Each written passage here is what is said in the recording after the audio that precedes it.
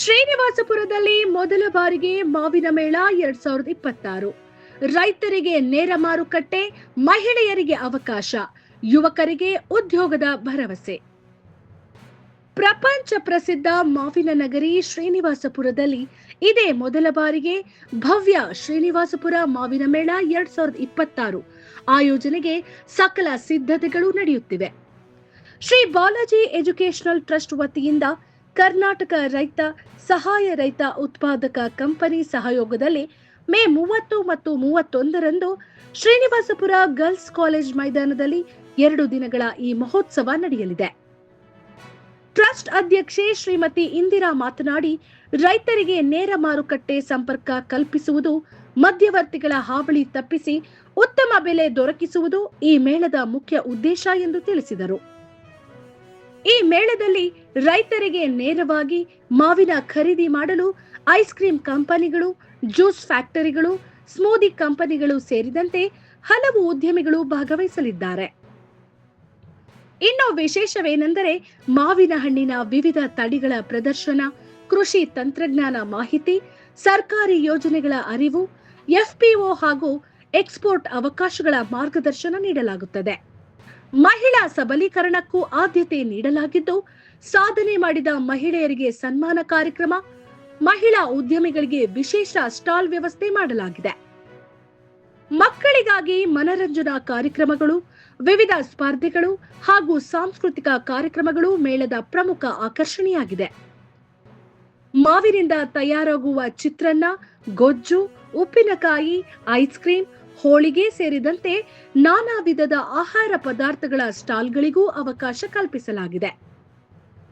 ರೈತನೇ ಸಾರ್ವಭೌಮ ಎಂಬ ಸಂದೇಶದೊಂದಿಗೆ ಕೃಷಿ ಮತ್ತು ಪ್ರಕೃತಿ ಉಳಿವಿನ ಕುರಿತು ಜಾಗೃತಿ ಮೂಡಿಸುವ ಉದ್ದೇಶವೂ ಈ ಮೇಳಕ್ಕಿದೆ ಎಂದು ಆಯೋಜಕರು ತಿಳಿಸಿದ್ದಾರೆ. ಸ್ಟಾಲ್ ಬುಕಿಂಗ್ ಹಾಗೂ ಭಾಗವಹಿಸುವವರ ನೋಂದಣಿ ವೆಬ್ಸೈಟ್ ಮೂಲಕ ನಡೆಯಲಿದ್ದು, ರೈತರು, ಮಹಿಳೆಯರು, ಯುವಕರು ಹಾಗೂ ಸಾರ್ವಜನಿಕರು ಹೆಚ್ಚಿನ ಸಂಖ್ಯೆಯಲ್ಲಿ ಭಾಗವಹಿಸುವಂತೆ ಮನವಿಯನ್ನ ಮಾಡಲಾಗಿದೆ. ಶ್ರೀನಿವಾಸಪುರ ಹೆಮ್ಮೆ, ನಮ್ಮೆಲ್ಲರ ಹಬ್ಬ ಮಾವಿನ ಮೇಳ 2026 ಬನ್ನಿ ಸಂಭ್ರಮಿಸೋಣ. ಎಲ್ಲರಿಗೂ ನಮಸ್ಕಾರ. ನನ್ನ ಹೆಸರು ಇಂದಿರಾ ಅಂತ, ಶ್ರೀ ಬಾಲಾಜಿ ಎಜುಕೇಷನಲ್ ಟ್ರಸ್ಟ್ ಅಧ್ಯಕ್ಷರಾಗಿ ಕೆಲಸ ಮಾಡ್ತಾ ಇದ್ದೀನಿ. ಸೊ ಇವರು ರಾಘವ್ ರೆಡ್ಡಿ ಅಂತ ಹೇಳಿ ಟ್ರಸ್ಟ್ನ ಸೆಕ್ರೆಟ್ರಿ, ಮತ್ತು ಇವರು ಅನಿಲ್ ಅವರಂತ ಅಹಿಂದ ಸಂಘಟನೆಯ ರಾಜ್ಯ ಪ್ರಧಾನ ಕಾರ್ಯದರ್ಶಿ. ಶರಣ್ ಅವರು ಇಲ್ಲಿ ಲೋಕಲ್ ಸ್ಥಳೀಯರು, ಮತ್ತು ಕಿರಣ್ ಅವರು ಸ್ಥಳೀಯರು, ಇಮ್ರಾನ್ ಅವರು ಮತ್ತು ಅಬೂಬಕರ್ ಅವರು ಇದೇ ಪಟ್ಟಣದಲ್ಲಿ, ಶ್ರೀನಿವಾಸಪುರ ಪಟ್ಟಣದಲ್ಲಿ ವಾಸ ಮಾಡ್ತಾ ಇರುವಂತಹ ಸ್ಥಳೀಯರು. ಇವತ್ತು ಈ ವಿಡಿಯೋ ಮಾಡುವ ಉದ್ದೇಶ ಏನಂತಂದರೆ, ಶ್ರೀನಿವಾಸಪುರ ನಗರದಲ್ಲಿರ್ತಕ್ಕಂತಹ ಗರ್ಲ್ಸ್ ಕಾಲೇಜ್ ಆವರಣ ಏನಿದೆ, ಕ್ಯಾಂಪಸ್ ಒಳಗಡೆ ಮೇ 30 ಮತ್ತು 31ನೇ ತಾರೀಕು ಬೆಳಗ್ಗೆ 9 ಗಂಟೆಯಿಂದ ಶನಿವಾರ ಮತ್ತು ಭಾನುವಾರ 6 ಗಂಟೆಯವರೆಗೂ ಈ ಒಂದು ಕಾರ್ಯಕ್ರಮ ನಡೆಯುತ್ತೆ. ಕಾರ್ಯಕ್ರಮ ಏನು ಅಂತಂದರೆ ಮಾವಿನ ಮೇಳ. ಶ್ರೀನಿವಾಸಪುರದಲ್ಲಿ ಪ್ರಪ್ರಥಮ ಬಾರಿಗೆ ನಮ್ಮ ಟ್ರಸ್ಟ್ ವತಿಯಿಂದ ರೈತರಿಗೆ ಅನುಕೂಲ ಆಗಬೇಕು ಅಂತ ಹೇಳಿ ರೈತರಿಗೆ ಇರುವಂತಹ ಎಲ್ಲ ವೇದಿಕೆಗಳನ್ನು ತರಬೇಕು, ಅವ್ರಿಗೆ ಪರಿಚಯ ಮಾಡಿಸ್ಕೋಬೇಕು, ಮತ್ತು ವ್ಯಾಪಾರ ವಹಿವಾಟುಗಳ ಮಾಹಿತಿಗಳನ್ನು ತಿಳಿಸಬೇಕು ಅನ್ನೋದು ಈ ಕಾರ್ಯಕ್ರಮದ ಉದ್ದೇಶ. ಈ ಕಾರ್ಯಕ್ರಮದಲ್ಲಿ ಏನೆಲ್ಲ ಇರುತ್ತೆ ಅಂತಂದರೆ, ಬೆಳಗ್ಗೆ 9 ಗಂಟೆಗೆ ಉದ್ಘಾಟನಾ ಸಮಾರಂಭ ಇರುತ್ತೆ. ಸತತವಾಗಿ ವೇದಿಕೆ ಕಾರ್ಯಕ್ರಮ, ಸಾಂಸ್ಕೃತಿಕ ಕಾರ್ಯಕ್ರಮ, ಮತ್ತು ಭಾನುವಾರಕ್ಕೆ ಇನ್ನೂ ಹಲವಾರು ತರಹದ ಸಣ್ಣ ಪುಟ್ಟ ಮಕ್ಕಳಿಗೆ ಮನರಂಜನೆ ಕಾರ್ಯಕ್ರಮ, ಗೇಮ್ಸ್ ಇಡುವಂತಹದ್ದು. ನಂತರ ಮಹಿಳಾ ಸಬಲೀಕರಣಕ್ಕೆ ಮಹಿಳೆಯರು ಯಾವುದಾದ್ರೂ ಕ್ಷೇತ್ರದಲ್ಲಿ ಸಾಧನೆ ಮಾಡಿದರೆ ಅವ್ರಿಗೆ ಪ್ರೋತ್ಸಾಹ ಕೊಡೋದಕ್ಕೆ ಸನ್ಮಾನ ಕಾರ್ಯಕ್ರಮ. ಹಾಗೆ ಇಲ್ಲಿನ ಭಾಗದ ರೈತರು ನಾನಾ ತರಹದ ಮಾವಿನಕಾಯಿಗಳನ್ನು ಬೆಳೀತಾ ಇದ್ದಾರೆ. ಮಾವಿನ ಮೇಳ ಅಂತಂದರೆ ಬೆಂಗಳೂರಕ್ಕಷ್ಟೇ ಸೀಮಿತ ಆಗಿಬಿಟ್ಟಿದೆ. ಇಲ್ಲಿಂದ ರೈತರು ಹೋಗಿ ಬೆಂಗಳೂರಲ್ಲಿ ಮೇಳಗಳಲ್ಲಿ ಸ್ಟಾಲ್ಸ್ ಇಟ್ಕೊಳ್ತಾ ಇದ್ದಾರೆ. ಸೊ ಆದರೆ ಇಡೀ ಏಷ್ಯಾಗೇ ಶ್ರೀನಿವಾಸಪುರ ಮಾವು ಅಂತಂದರೆ ಬಹಳ ಪ್ರಾಮುಖ್ಯತೆ ಹೊಂದಿದೆ. ಸೊ ಇಂಥ ಒಂದು ವೇದಿಕೆನ ಇಲ್ಲೇ ಸೃಷ್ಟಿ ಮಾಡಬೇಕು ಅನ್ನುವಂತಹ ಆಶಯ ನಮ್ಮದಾಗಿದೆ. ಇಲ್ಲಿನವರು ಬೆಂಗಳೂರಿಗೆ ಬರುವಂತಹದ್ದು ಬೇಡ, ನಾವು ಇಲ್ಲಿಗೆ ಬರ್ತಾ ಇದ್ದೀವಿ, ನಿಮ್ಮ ಒಂದು ಕಷ್ಟಕ್ಕೆ ತಕ್ಕ ಪ್ರತಿಫಲ ಕೊಡಿಸ್ಬೇಕು ಅಂತ ಹೇಳಿ ಈ ಕಾರ್ಯಕ್ರಮದಲ್ಲಿ ಬಲ್ಕ್ ಮಾವನ್ನು ಖರೀದಿ ಮಾಡುವಂತಹ ಆಂಟ್ರಪ್ರಿನರ್ಸ್ ಅಂದರೆ ಬಿಸ್ನೆಸ್ ಓನರ್ಗಳು ಬರ್ತಾರೆ. ರೈತರ ಹತ್ರ ನಾನಾ ತರಹದ ವಿವಿಧ ತಳಿಯ ಮಾವು ಏನಿರುತ್ತೆ ಅದನ್ನು ಅವ್ರ ಕಂಪ್ನಿಗೆ ಬೇಕಾಗಿರುವಂಥವ್ರು, ಉದಾಹರಣೆಗೆ ಐಸ್ ಕ್ರೀಮ್ ಕಂಪನಿ, ಜ್ಯೂಸ್ ಫ್ಯಾಕ್ಟ್ರಿಗಳು ಮತ್ತು ಸ್ಮೂದಿ ಕಂಪನಿಗಳು, ಈ ಥರಕ್ಕೆ ನಾನಾ ತರಹದ ಕಂಪನಿ ಮಾಲೀಕರನ್ನು ನಾವು ಅಪ್ರೋಚ್ ಮಾಡಿದ್ದೀವಿ. ರೈತರ ಹತ್ರನೇ ಬಂದು ಅವರು ನೇರವಾಗಿ ರೈತರಿಂದನೇ ಖರೀದಿ ಮಾಡಬೇಕು ಅಂತ. ಇದ್ರ ಉದ್ದೇಶ ಏನಂತಂದರೆ ಮಧ್ಯವರ್ತಿಗಳ ಹಾವಳಿ ತಪ್ಪಿಸಿ ರೈತರಿಗೆ ಸೂಕ್ತವಾದ ಬೆಲೆಯನ್ನು ಕೊಡಿಸ್ಬೇಕು ಅನ್ನೋದು ನಮ್ಮ ಉದ್ದೇಶ. ಅದೇ ನಿಟ್ಟಿನಲ್ಲಿ ಇಲ್ಲಿ ಉದ್ಯೋಗ ಅವಕಾಶ, ಒಂದು ಯಾರೋ ಪ್ರಭಾವಿಗಳು ಬರ್ತಾರೆ, ಇಲ್ಲಿ ಕಂಪನಿ ತೆರೀತಾರೆ, ಮತ್ತು ಸ್ಥಳೀಯರಿಗೆ ಎಲ್ಲಿಂದ ಬಂದಿರೋರು ಇಲ್ಲಿ ಉದ್ಯೋಗ ಕೊಡ್ತಾರೆ. ಸೊ ರೈತರದ ಜಮೀನಲ್ಲಿ ಏನೆಲ್ಲ ಮಾಡಬಹುದು ಅನ್ನುವಂತಹ ಮಾಹಿತಿಗಳನ್ನು ಈ ಕಾರ್ಯಕ್ರಮದಲ್ಲಿ ನಾವು ತಿಳಿಸ್ಕೊಡ್ತೀವಿ.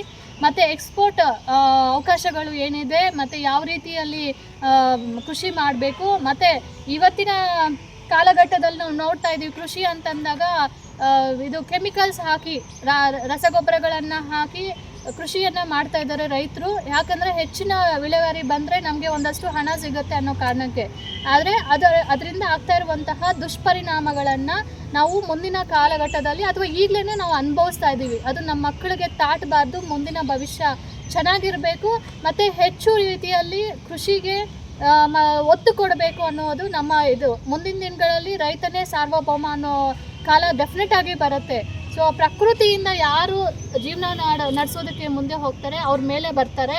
ಪ್ರಕೃತಿನ ನಾಶ ಮಾಡಿ ಯಾರು ಜೀವನ ನಡೆಸಬೇಕಂತ ಹೋಗ್ತಾರೋ ಡೆಫಿನೆಟ್ ಆಗಿ ಅವರು ನಾಶ ಹೋಗ್ತಾರೆ. ನಾವು ಕಾಲದಲ್ಲಿ ನೋಡ್ತಾ ಬರ್ತಾ ಇದ್ದೀವಿ, ಇವತ್ತು ಪರಿಸರ ನಾಶ ಎಲ್ಲ ಆಗ್ತಾ ಇದೆ. ಆದರೆ ರೈತರಿಗೆ ಮಾಹಿತಿ ಕೊಡ್ತಾ ಇರುವಂತಹ ಕಾರಣಕ್ಕೆ ಯಾರೋ ಪ್ರಭಾವಿಗಳು ಬಂದು ಅದನ್ನು ಏನು ಒತ್ತಡ ಏರಿ ಬೇಕಂತ ಪರಿಸರ ನಾಶ ಮಾಡಿಸುವಂಥದ್ದು ಮತ್ತು ರಸಗೊಬ್ಬರ ಹಾಕಿ ಕೃಷಿ ಮಾಡೋದಕ್ಕೆ ತಿಳಿಸುವಂತಹದ್ದು ಇದೆಲ್ಲ ಮಾಡ್ತಾ ಇದ್ದಾರೆ.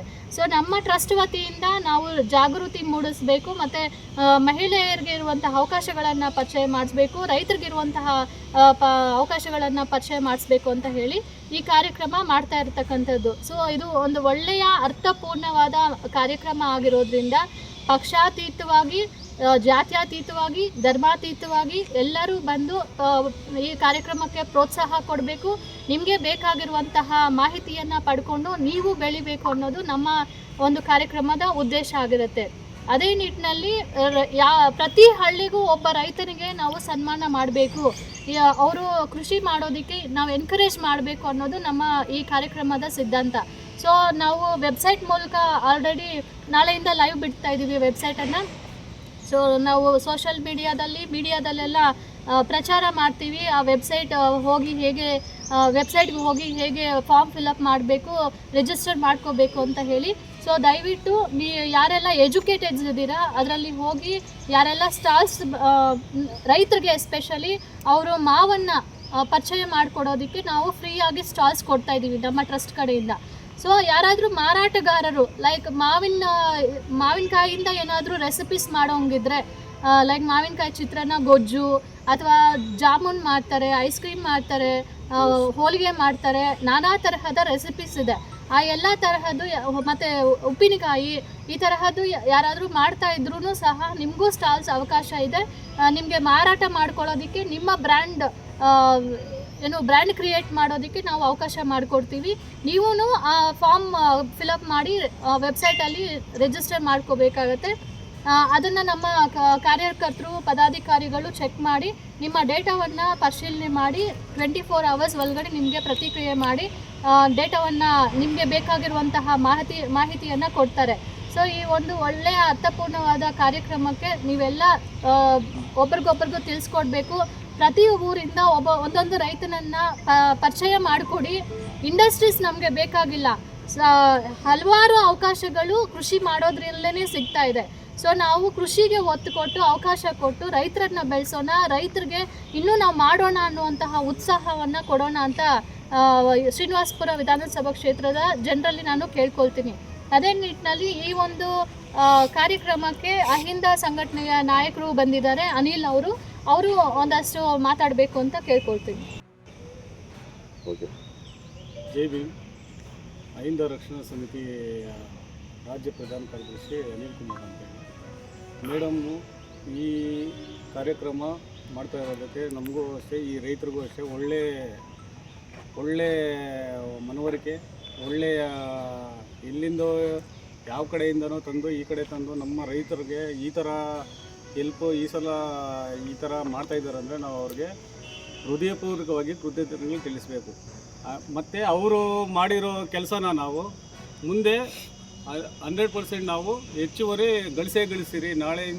ನಾಳೆಯಿಂದನೇ ನಾವು ಇಡೀ ನಮ್ಮ ರೈತಾಪಿ ವರ್ಗ ಏನಿದೆ ಆ ವರ್ಗಕ್ಕೆ ಮುಟ್ಟುವಂಥ ಕೆಲಸ ಮಾಡೇ ಮಾಡ್ತೀರಿ ಅಂತ ಹೇಳ್ತಾ ಈ ಮಾತು ಮುಗಿಸ್ತಾ ಇದ್ದೀನಿ. ಜೈ ಭೀಮ್.